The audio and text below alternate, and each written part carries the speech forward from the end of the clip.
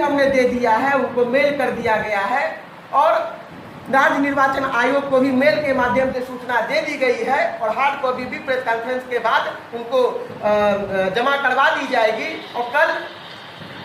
Patna high court में हमारे candidate के माध्यम से इसका रिट दायर किया जाएगा। जिस प्रकार से और भी महागठबंधन के प्रत्याशियों ने रिट दायर किया है और हमें न्यायालय पर पूरा भरोसा है कि यह लोकतंत्र का गला घोटने का काम जो निर्वाचित पदाधिकारी ने किया है, जिसके भी सौ पर किया हो और प्रत्याशी विशेष को जिताने के लिए जो यह काम किया गया है, हम इसका पूरी तरीके से भर्त्सना करते हैं और महागठबंधन परिवार इस पर निष्पक्ष जांच चाहता है और एक एसआईटी की गठन की भी मांग महागठबंधन परिवार करता है। अब मैं माननीय जिलाध्यक्ष राजद श्री देवती बाबू से अनुरोध करूंगा कि इस पर प्रकाश डालें। आज प्रेस कॉन्फ्रेंस में उपस्थित पत्रकार बंधुओं, हमारे बीच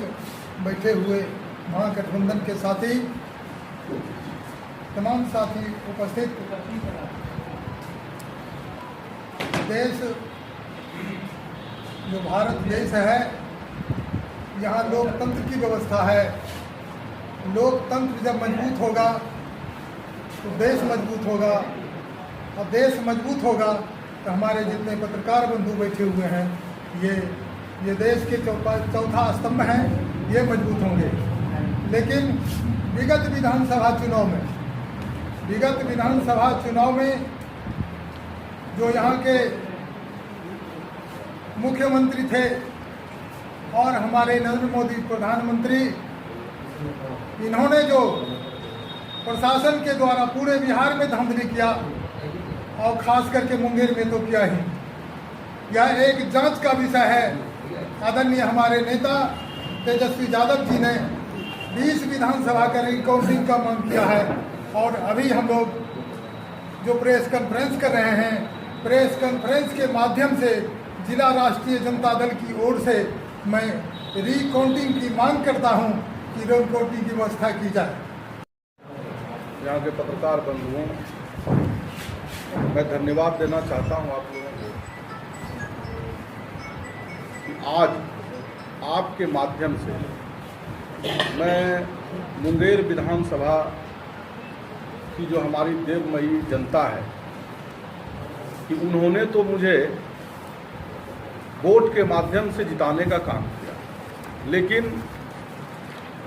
सरकार का जो प्रशासन है, उन देवमयी मालिकों का, जनता का अनादर करके विरोधी को प्रमाण पत्र देने का काम किया। मेरे पास तो सारा प्रूफ है।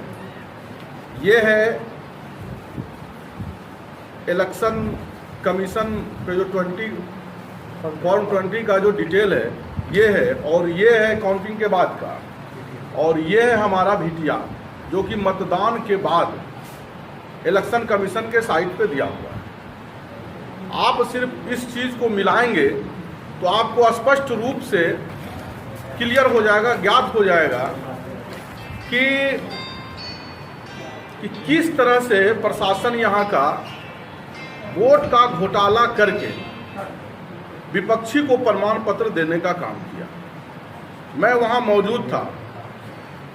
हमारे विरोध करने के बावजूद भी ये सारे ईवीएम का काउंटिंग होने के बाद 4 ईवीएम बचा हुआ था जो खुलना बाकी था, लेकिन उन्होंने 2 ईवीएम का मात्र गिनती किया और वो उस ईवीएम का गिनती किया जहां पे हमारे विरोधी, हमारे विपक्षी पार्टी का वोट का, मत का परसेंटेज ज़्यादा था। लेकिन मैं कन्फर्म हूं कि वो 2 ईवीएम का जो गिनती नहीं हुआ, मैंने वहां पे बोला कि उस ईवीएम का भी आप गिनती करिए वीवीपैट के माध्यम से, लेकिन उन्होंने एक नहीं सुनी। उनके तो मन में पहले से ही ये था कि सर्टिफिकेट जो है मुझे विरोधी को देना है और जिसके पक्ष में वो काम कर रहा है। तो उसके बाद लीडिंग जो 2 बूथ था हमारा, एक तो उसको गिनने का काम नहीं किया,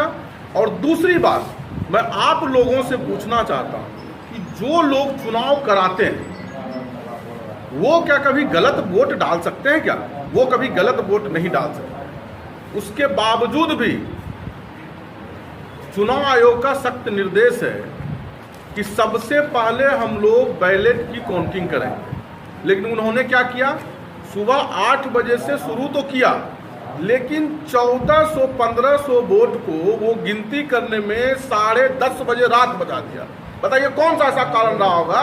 कि 1500 वोट का गिनती करने में उनको 12 घंटे से ज्यादा का समय लगा। मन में